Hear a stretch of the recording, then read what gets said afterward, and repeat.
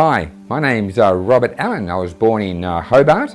I'm 59 years of age. I've mainly been working in the northern part of the state in Launceston, and I'd like to tell you about someone that's very special to me. 2 years ago I met a person, Cranston Mansell, and we've become good friends. In fact, it all started when I just met him by chance, but when I was about 49 years ago, I remember going to the Hobart Museum and I'd see this display behind the glass of these figures made out of plaster, or they were painted plaster, of Tasmanian Aborigines. And there was a bush scene there and a little fire, a pretend fire, and I was really disappointed to learn that the Tasmanian Aborigines, according to the history books, have died out. And then 2 years ago, I was at a party and I met this man that looked like an Aborigine, and I thought he must have come from Victoria or New South Wales or Queensland, because we didn't have any Tasmanian Aborigines here. And I said, you're an Aborigine, Indigenous person, which state? And he said, Tasmania. I was absolutely flabbergasted. And we started talking to me. He's got curly hair, dark skin, and here was a Tasmanian Aborigine. And I spent some time getting to know him, finding out about his people and about his history. And we decided together to do an interview. And the interview lasts about 55 minutes. And in this interview, he talks about his opinions, his feelings, about the generational trauma that's happened to him and his people over the centuries. And it's really amazing. And so I got to know him as a friend, but I also found out about his very special heritage. And I've put together a summary of all that he says over the 55 minutes of the interview. So if you don't have time to look at the whole interview, you can look at the summary. But I think it's better to actually just sit down and listen to the whole interview, because he speaks from his heart. I asked him some questions, and the interview was done over 3 sessions. So I hope that as you listen to him, you'll pick up his heart and what he's saying about his people and where he's at the moment. I think he's got something very important to say. Thank you.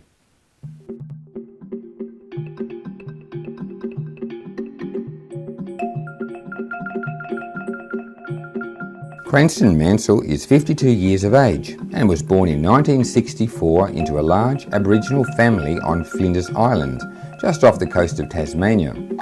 He calls himself an Islander and a Tasmanian Aborigine. He dedicates this video to his brother Rowan Gregory Mansell. At an early age, he moved to the main island of Tasmania. He describes the deep connections with his family and Aboriginal culture and can trace his heritage back to his people, the Tasmanian Aborigines. He had a really difficult time growing up in Tasmania when he often heard that his people no longer existed. He says he grew up through the system, boys' home, jail, alcohol and drugs, and educated himself, and says he is just waking up. He describes this interview as a conversation that we Tasmanians need to have. His people, the Tasmanian Aborigines who walked this land, had an amazing culture for at least 35,000 years. About 200 years ago, in the early days of Tasmania's colonisation with white people, deep trauma occurred to the Tasmanian Aborigines at the hands of white people. Known as the Black Line, the governor at the time ordered the settlers to form a line of people across Tasmania to drive out the Indigenous people of Tasmania to live on reservations, such as Flinders Island. Cranston wants to be constructive as he talks about the generational trauma for Tasmanian Aborigines, which can have positive consequences, and healing for all Tasmanians. Men's Aboriginal health is very much on his heart.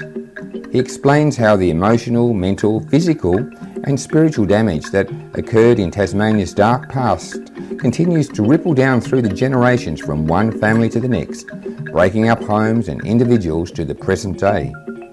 He believes that generational trauma can only be stopped in its tracks, and true healing can occur when the depth of the trauma is realised, when true caring occurs, not the illusion of caring, and when Aboriginal men can get together and address the issues that concern them. Cranston shares from his heart, his opinions, his feelings, and makes suggestions on a way forward so that true healing from the scars from the past and the present can occur for all Tasmanians, Indigenous and non-Indigenous. It all begins with a conversation that we need to have. The following interview lasts for 55 minutes. Cranston, it's been a real pleasure getting to know you. As you know, I gave you a vinyl record which has been in my drawer for 40 years because it was a vinyl record made off the wax cylinders back in 1980, which had the voice of Fanny Cochrane Smith, and I just kept it there. And then when I met you and I heard that you were a Tasmanian Aborigine, I was just so thrilled and honoured to meet you and to be able to put this vinyl record into your hands and as part of your history. And it's been a real pleasure to get to know you as a friend, and you have a real story to tell. So thank you for doing this interview, and I believe you'd like to dedicate this interview to someone very special. Is that correct? Yes, Robert. It has just occurred to me in walking across from your place. Yeah, it should be dedicated to my younger brother, Rowan Gregory Mansell, who died in Melbourne on a lawn. Exactly how, I don't know, but he was a victim of what I want to talk about. Yeah. Well, I'm very sorry that you lost your brother, and it's special that this interview's been made to his honour. I thank you very much, Rob, and your partner Ange, for doing this, because this is something that very much needs to be talked about, and I can't thank you enough. It's our honour, as I said. And could you tell me a little bit about yourself, and your family, and your background? Well, look, I'm an islander. I was born on Flinders Island. My mum and dad were from Flinders and Cape Barren. Dad from Flinders, mum from Cape Barren. But yes, I was born on Flinders Island. I was the last one in my family born on the islands, and we left there when I was about 4, from my understanding. And I had a younger sister, Marguerite, and a younger brother, Scott, and Rowan was the youngest. I see. Yeah, and I come from a family of 10, and I don't know exactly what else to say. No. What was it like growing up for you in Tasmania? Well, I was a pretty shy kid, and pretty, from my earliest memories. As I got into high school and that, a little bit more angrier. But the schooling wasn't a real positive. But I often say one of the main thing about school was that I learned to read and write, which has helped me get to where I believe I am at today, because I've educated myself that little bit. And you love reading? I don't mind a variety of sources. I don't mind a good read. I've read from novels, from autobiographies to Stephen King to books about Nelson Mandela, many different things. Yes. Yeah. And over since the time I've known you, you've talked about certain themes, and one of them is men's health and generational trauma. But can you tell me what's on your heart about men's health? Well, like I said, I'm 52, Rob, and I feel like I'm just waking up. I've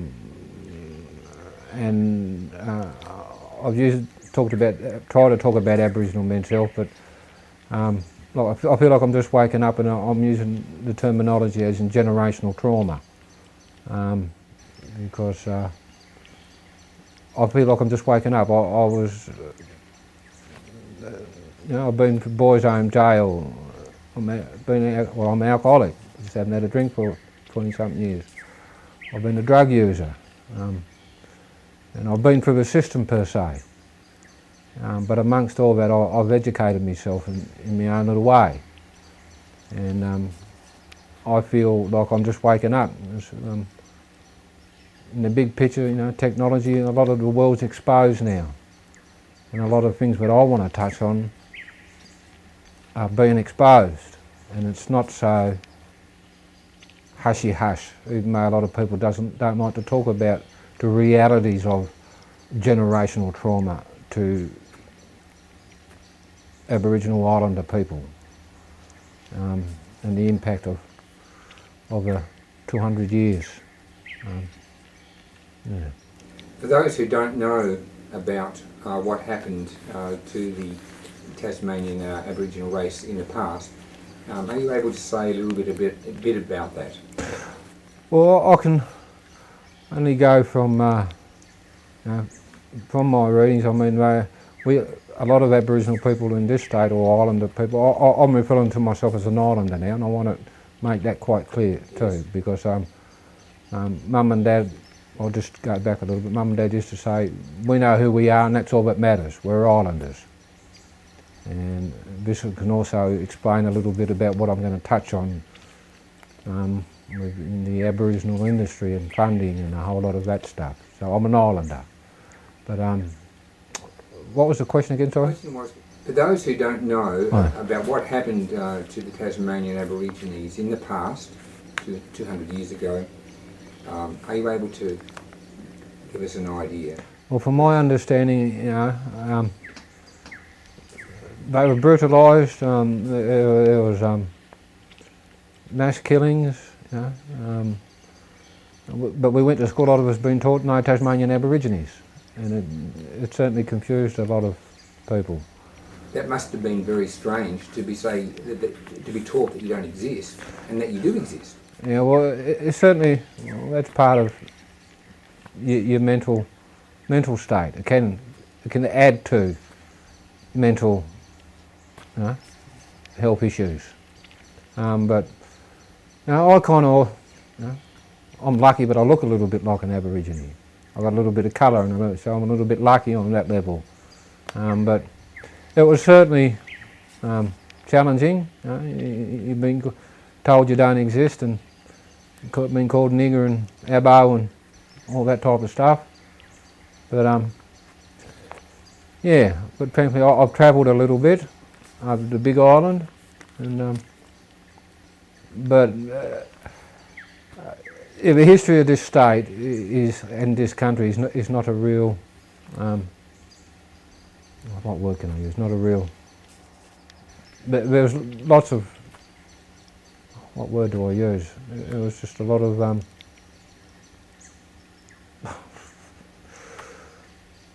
mass killings and you know, traumatisation going on.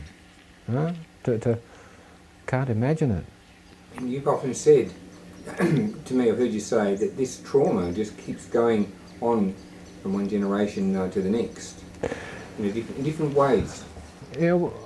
Like I just touched on earlier, I'm very glad that I learned to read and write and educated myself, because people often say, oh, that happened back then, and I say, no, I'm talking about right now, today.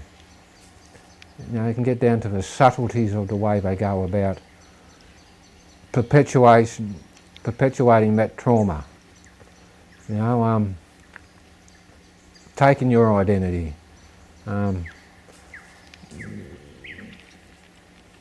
So-called services that are meant to, you know, give you some sort of support. In reality, it doesn't. And you know, that's not exclusive to the Aboriginal community or the island community. You know, this is where I feel quite open talking about some of the stuff that I want to really touch on, hopefully, in this talk that I'm going to be doing.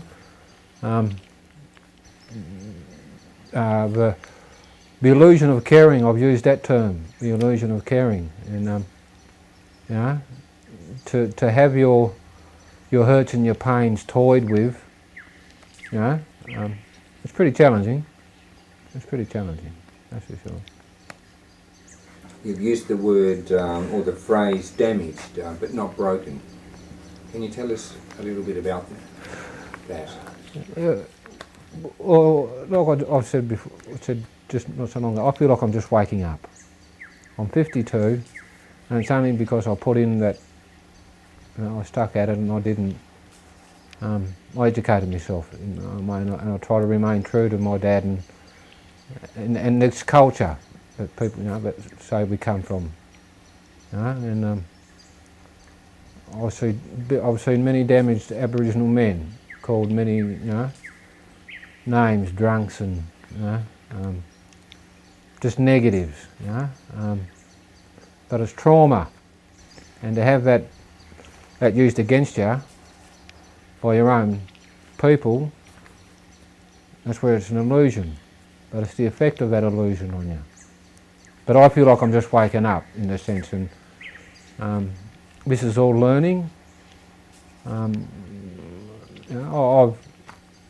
My mental health is part of my life in that sense. I'm still on a little bit of medication, some Valium for anxiety, but I've overcome other things in my life. And please excuse me sometimes if I seem a little bit vague, because my memory does play up a bit.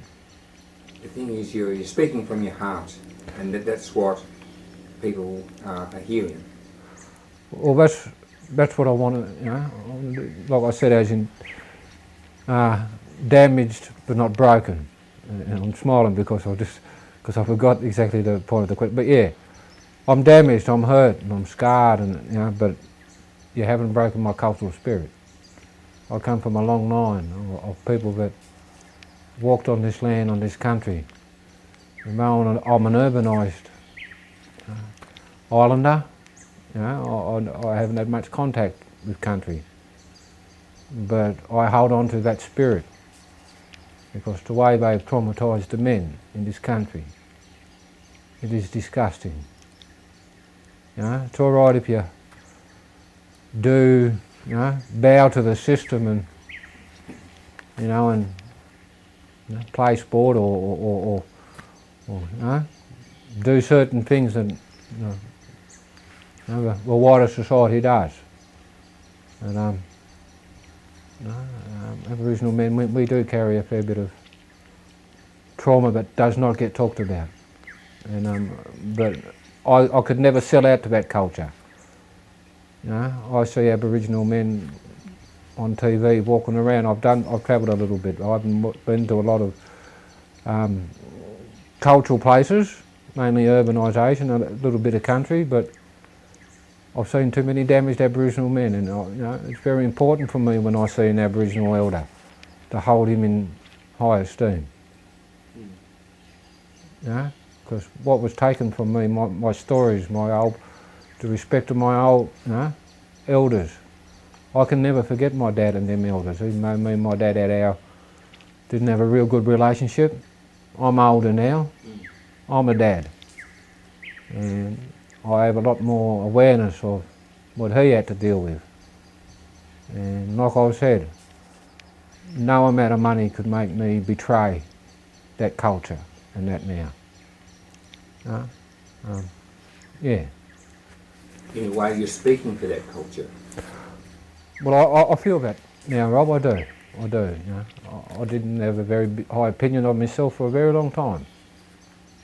And when you get told and taught a whole lot of negative stuff, people deal with it in different ways. Some can play sport or whatever.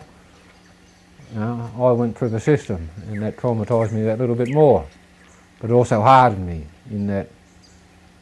I'm not going to participate and pretend to care. I'm not going to be part of killing an ancient culture.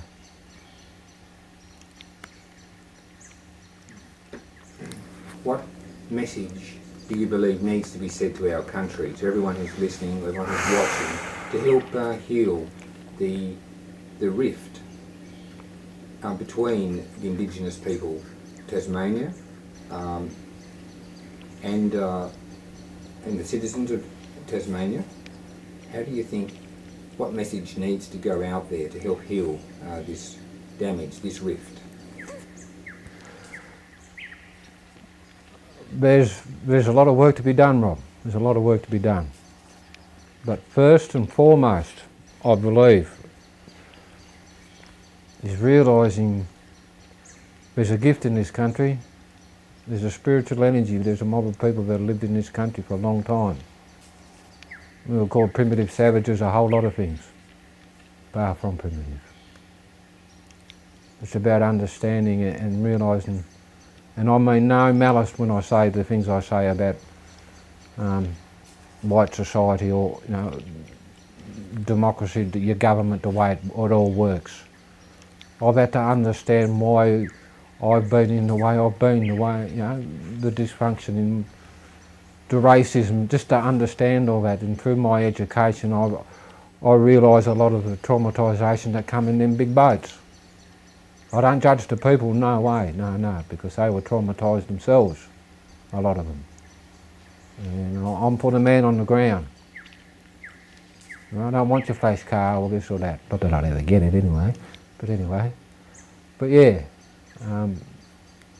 I could not believe, to be quite honest, the damage that a lot of white people must carry. Men, I mean. So I think men's health is a very, very important issue. And I've used the term in the illusion of caring. Homelessness and a whole lot of things that are highlighted today. I'm an emotional person. I see men walking down the street. I see homelessness. It saddens me so much to see people toyed with, by organisations. It's a business. It's an industry. And in a nutshell, we're a reflection of white society now. A lot of our families are broken. Men were always a very important part, as they are in any culture, of a family. You take away the man, and that family's got a big challenge, And I believe that's why I say, no, not 200 years ago, not 50, not 20, not 10, not now, today. And it's not by accident. What's the one thing that we need to do as a country to help move forward into hope? Well, it's a learning process, Rob, but I say it's just doing this. This is a start, because we live in a world today where money and so-called qualifications allows you to do a whole lot of stuff. I believe it's the men on the ground, and I believe there's a long way to go, but just for me, this is, I enjoy going around on communicating with people. I'll give you a quick example. 2 weeks ago, I had a doctor's appointment. I went to, he's my local doctor, Jahan Phillips. I'll give him a bit of a plug, good doctor. Anyway, I was in this waiting room, and this fella come in, non-Aboriginal fella, and anyway, we just started conversing, and in 5 minutes, 2 minutes, brother, the goodness of simply communicating, showing each other a bit of respect. He talked about his job and how funding being cut has affected him, and I'll be honest, it made my day, because I walked away, and that's what it's about, talking. We are all brothers and sisters, but we live in a very greedy world, and without getting into it too much, Rob, the world's exposed, and we can see that there's a big gap between the haves and have-nots. And I have to say this, so I have to put it. I call them the beautiful people, the so-called haves, that think money and the so-called have-nots. I'll stay a have-not all my life. Not an issue. Because, but I believe, as an example, that we just talked, and he said, called me my brother, and I said, we're brothers, and that's it. He said to me, I said, good on you, my bro. there's so much power in that handshake, and in those words that you said to each other, it healed. Well, it doesn't heal the heart completely, but it brought a soothing, didn't it, and built you up on that day. Exactly right, Rob. A soothing and just a. When you've been put down a lot and you put yourself down a lot and you've had a lot of negative stuff and rah per se, but to have that, it gives you hope, because there's a lot of services that ain't genuine. Cranston, could you tell us the main reason for this interview that you would like to make for anyone who's watching this recording? It's to educate people and peoples about, I'll just refer to some notes here, about generational trauma and the mental, physical and spiritual toll that takes and has on your health, your mental health, your physical and spiritual health, and especially when it's used as a tool to keep you traumatised, angry, and a whole lot of stuff.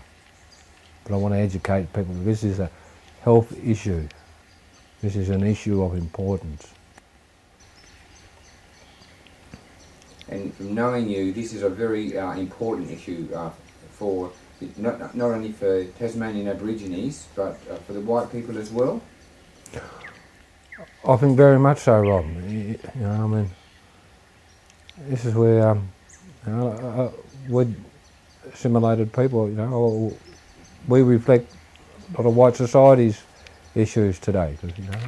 So it's all men's health. It's all health. It's all It's the same system that is traumatised me and my family, my people. Like I said, I was quite gobsmacked when I learned a little bit of British history and how a lot of the British have been so brutalised and traumatised. I'm quite gobsmacked. I just shake my head, but it helps me understand why there's so much, why a lot of things have been able to get away with. There's a lot of people used to it and they accept it. Do you think this has been spoken about very much, men's health, over the decades? Or do you think it hasn't been spoken about very much? Well, I can honestly say, as a 52-year-old Tasmanian Islander man who's been active in society and out there, an activist, or whatever term you want to use, it's not even on the radar down here. As I'm getting healthier now, I'm just so shocked at how, what's actually going on, the trauma, the traumatising and traumatised people. I shake my head and I find it, but it's understanding why it goes on. Yeah. Why do you think it hasn't been addressed? Well, some people would say it's politics, but no, it's not politics. This is about humanity. And at the end of the day, the Aboriginal and Islander history in this state, Tasmania, is exactly that, an industry. I have my own personal take on that, and at 52 years of age, a lot of what I've said over the past in the years has been validated and is exposed. There's an organisation operating in this state. I don't even want to say its name, to be quite honest with you, but it's known as the TAC.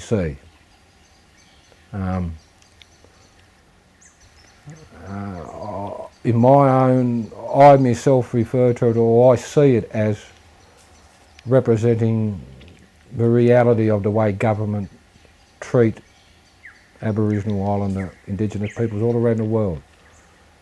And I don't know if you'll cut this, but I call it a genocide centre. I see it as a genocide centre. That's how you feel about it.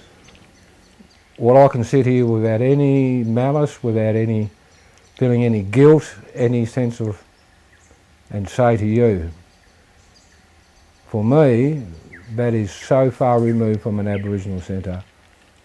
Just because it's got a flag out the front, and you know, I've got a few quotes, and it's a political organisation basically. That's what I've come to totally realise. It's a political. It's not about health. Never has been. My mum and dad, and especially my dad, and I want to chuck this in while I'm on my top. My mum said to me, my dad went to his grave thinking that all his kids hated him. I'm a father now. I'm a man. My dad was a, yeah. They didn't talk about them things back in them days. But generational trauma is an issue. It's a real issue. It's not just affected my life, my family. It's affected. But yeah, there's a. I'm truly saddened by the industry in this state, in this country, to be quite honest with you. But mainly in this state, in the Aboriginal industry, denying services to Aboriginal Islander men, damaged men, men who are drinkers, who have health issues, not druggies. You don't do that stuff to yourself unless you're really hurting. And it saddens me that it's used against you. But without going, so it's not even on the radar down here, Aboriginal Islander men's health, trauma, and underneath that comes, sexual abuse, drug abuse, family dysfunction, a whole lot of stuff. And I would really love to know, and this is what I hope to do in the next couple of years, my journey is to find out some real stats, health stats on the actual, what was once an actual community in this state, which I don't believe is now. I think it's a very, it's just an industry. If you could imagine a centre for men's health, Aboriginal health issues, that worked properly, that worked well, what would you like, what do you think would need to be in that centre for it to work well?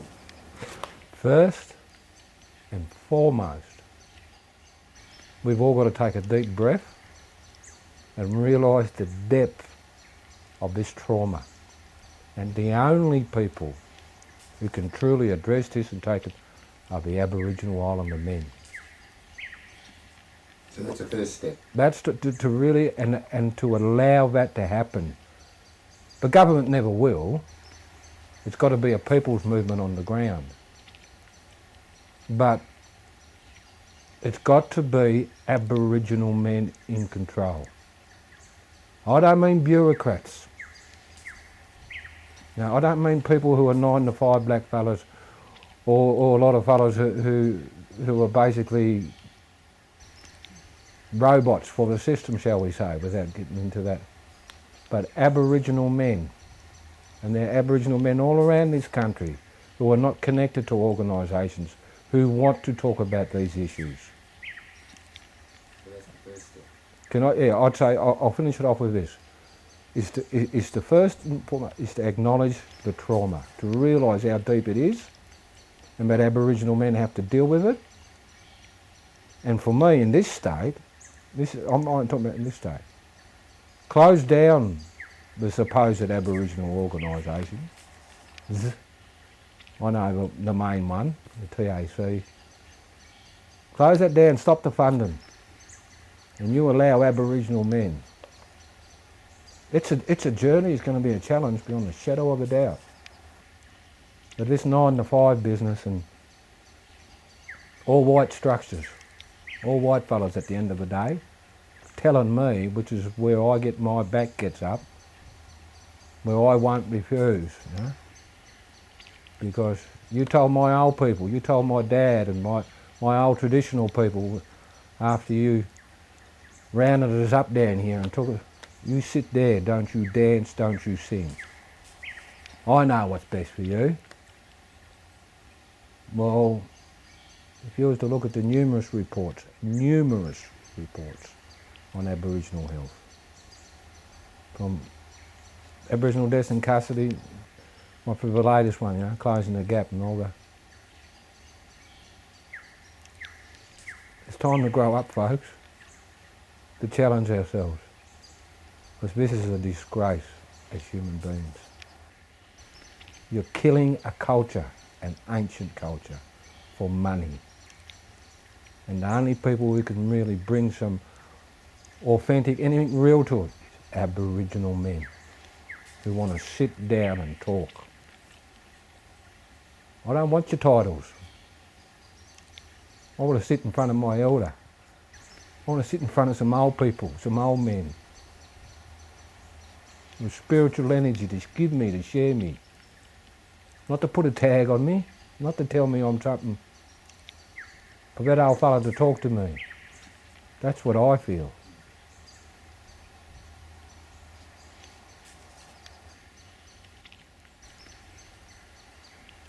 There was a very shameful part of our Tasmanian history. There was the Black Line, which formed right across the state to drive out the Aborigines off Tasmania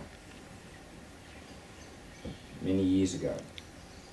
And that was a cultural shock to the people then, beyond what I can even imagine. I can't imagine the terror of that. So you've spoken to me about how that shock, it ripples down through the decades. It continues. We don't have black lines anymore, but there's a shock which keeps on going from one generation to the next. Can you tell us what you feel about that, what you know about this continuous trauma that's going from one generation to the next? Well, the first thing that's going through my head, I want to say thank you, Rob, for asking that question. Because that's exactly, you know, even though it wasn't real successful, but after they did round up our people, they've been traumatising our men. It hasn't stopped. It hasn't stopped. I'm not talking about 200, 150, 20, 10, 1. I'm talking about here, now, today. I'm just realising the depth of the trauma that's been acted on me. My family. We're a broken, damaged family. I'm so saddened. And I see my cousins, I see my people, some of my people around my age, and a lot of us don't talk anymore. We've been so traumatised and toyed with. Quite honestly, it begs belief sometimes, but if you educate yourself and just realise what, this is a story that's been repeated around the world with Indigenous and Native peoples. But we live in a supposed modern world, an advanced world. You know, man's supposed to be so clever.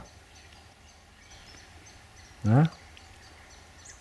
Well, I find it, you're so clever, but you can't acknowledge the people that have lived here for a long, long, long time.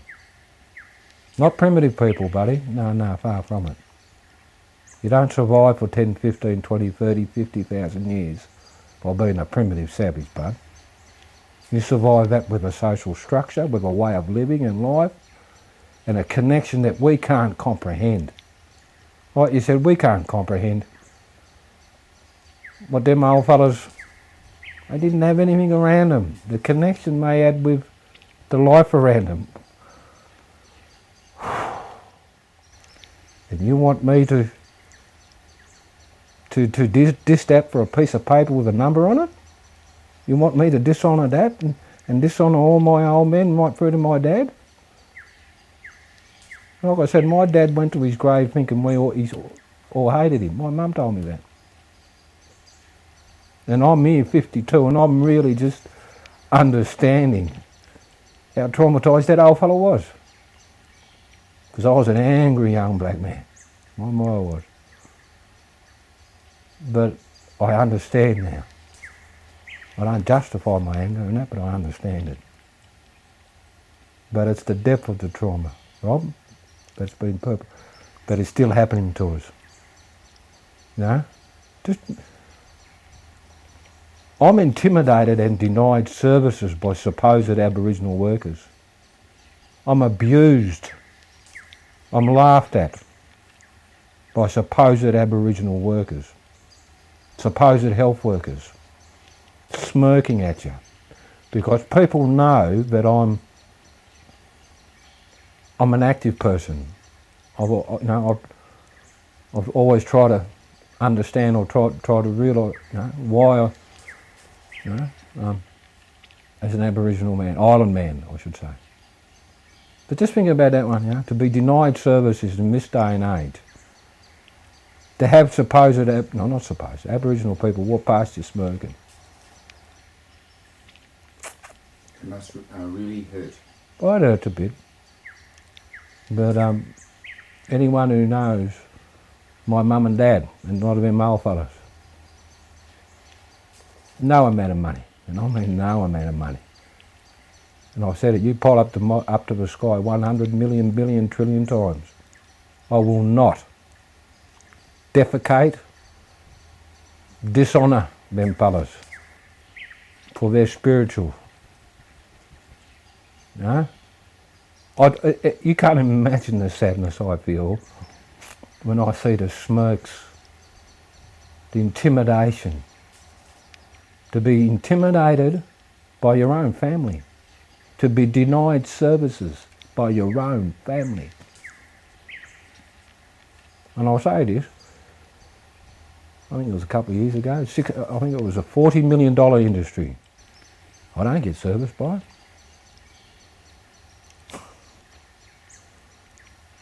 But to be honest, mate, you talk about Cranston Mansell, he's just an angry, I want to talk about health. Aboriginal men have been castrated. A lot of men.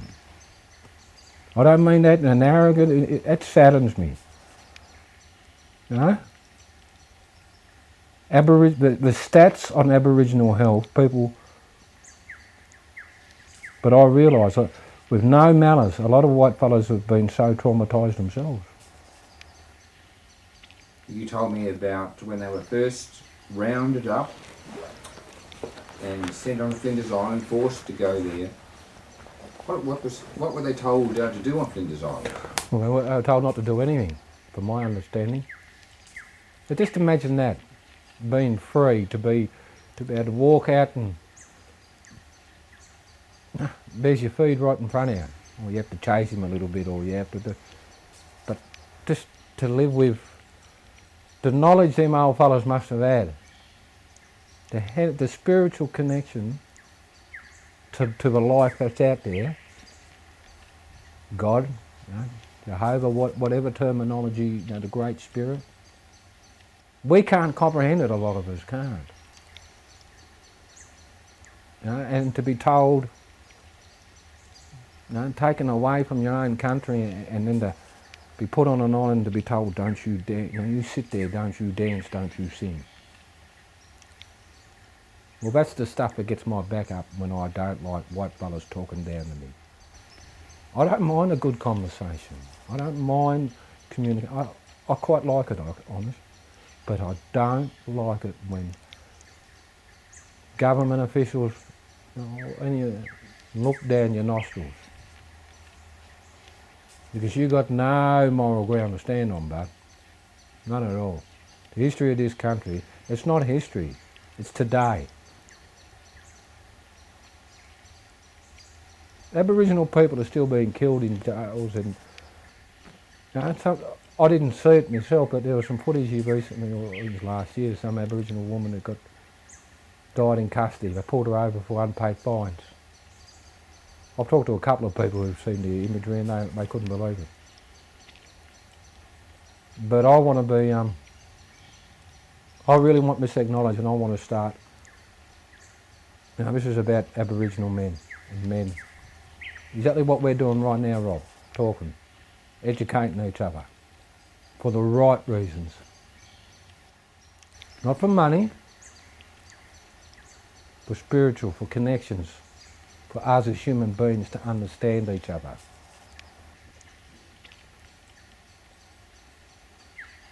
You say Aboriginal men's health. Do you believe it's also women's health, or are you focusing on men's health for a specific reason? Well, the main thing, like I said, I want to educate and get people to realise that it is about Aboriginal men. It's about a lot of the Aboriginal men who, well, for me, who've been through the system, institutionalised, or who haven't assimilated real well, shall we say. See, a lot of the focus today for a lot of the Aboriginal health stuff is sport. And that's a good thing, of course it is. But not everyone can play sport. Not everyone can have that as an avenue to, and, too much focus on that, I think. There's a group of men who have been denied, especially in this state. I said, I don't get serviced. Well, I don't even have any control. I fight for what what's in here, for that connection, that long line that I come from. And, yeah. Did you say that But can I finish? Sorry, Rob. No, And Aboriginal men's health, addressing that, you're addressing so many issues. Broken families, domestic violence, role models for the kids. So many men don't get to be able to communicate with the kids, to be able to tell the kids they love them. They've been so damaged generationally. And but Aboriginal men's health in general is the most important issue, not just in this country, all around, I believe, especially in this state, in this country, because of. But it flows on in every area. Healthy men, you have a healthy family, you have good role models. A lot of the young fellas today, with all love and respect to them, especially in this state, they don't want to know about health. They don't want to know about Aboriginal men who are drinkers, who've done, They want to assimilate and play sport and do this, and it's all about. That's sad, Rob.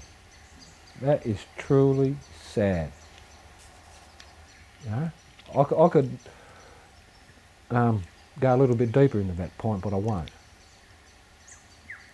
But a lot of the young fellows today, and I have to talk about my own nephews on this level, which saddens me, right? I'm not happy, but I have to say some of the stuff that I've said about my family, about my big brother and my nephews, who are part of the system, as in the Aboriginal industry. I'm an islander, and I keep repeating that. But now, I'm not happy having to say, but I have to say, my nephews, they're basically white people. And when you understand the history now, assimilation, and a lot of this stuff was forced onto us. And as generations as we trauma and a lot of stuff gets passed. So I love my nephews. I do. Because I understand how, some of them have been kind. But I, as an island man, it is so important for me to not participate in genocide, to not participate in the killing of an ancient culture, to not participate in incarcerating Aboriginal men and saying, you've got to be like me. You've got to live like me. Really, buddy. All right. You want to go look in the mirror and look in the streets and some of the yucky stuff that's going on. Cranston, you've been on an amazing journey, and I hope that the future ahead of you is going to be something that will give you a great deal of joy. Is there something that you'd like to say about your continued journey and hope for the future? Well, to be honest, I don't think too much about the future in a sense, but you know, it's about trying to live in the now. But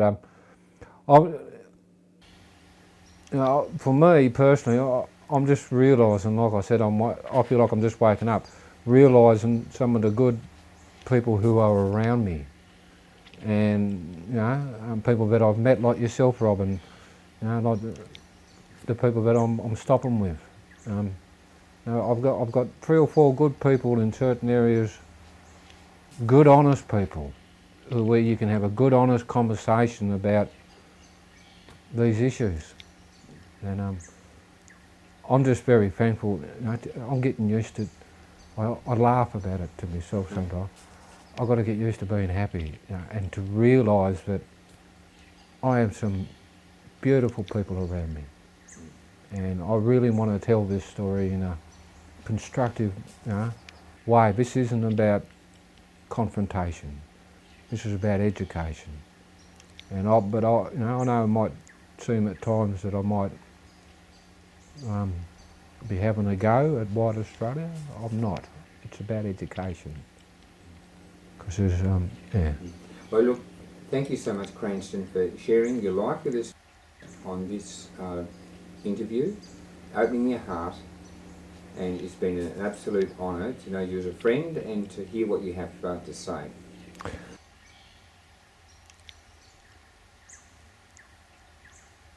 Before we finish up this afternoon, is there anything that you would like to say?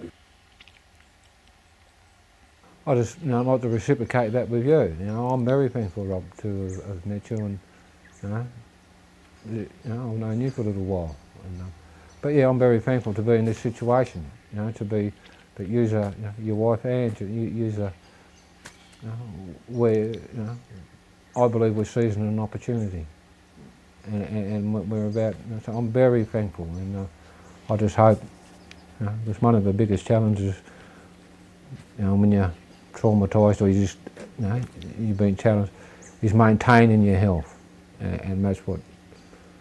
Because I really want to tell this story, and I'm quite amazed, to be honest with you, Rob, the likes of yourself and, you know, the good people that are around me and support me and telling the story, because a lot of people don't want to know about this stuff. But once again, thank you, Cranston, and all the best, not only for your future individually, but for Tasmania as a whole, and also for the Tasmanian people, Tasmanian Aboriginal people, because you have such a rich heritage, and it makes us richer to be as one with you. That's beautiful, Rob, because that's right. And you know, while there's divisions, and what I say about the Aboriginal, you know, I identify as an islander, but yeah, there's a richness that we can share, and I want to share that. You know, I believe my stories are positive, not a negative, because we're talking about real human issues. That's right. When I got that vinyl record, I was told Fanny Cochran Smith was the last one, but here you are talking to us today in the present, and Tasmanian Aboriginal culture and people are very, very much well and alive. Thank you very much, Robin. Yes, I'm very. Yeah, we are. Yeah, we're yeah, we are. We're still here. And, you know, I'm so honoured to be part of that long line of men that have walked on this country, and I want to honour that, and I want to share the goodness, and not participate in the illusion. Thanks again, Cranston. Thank you very much.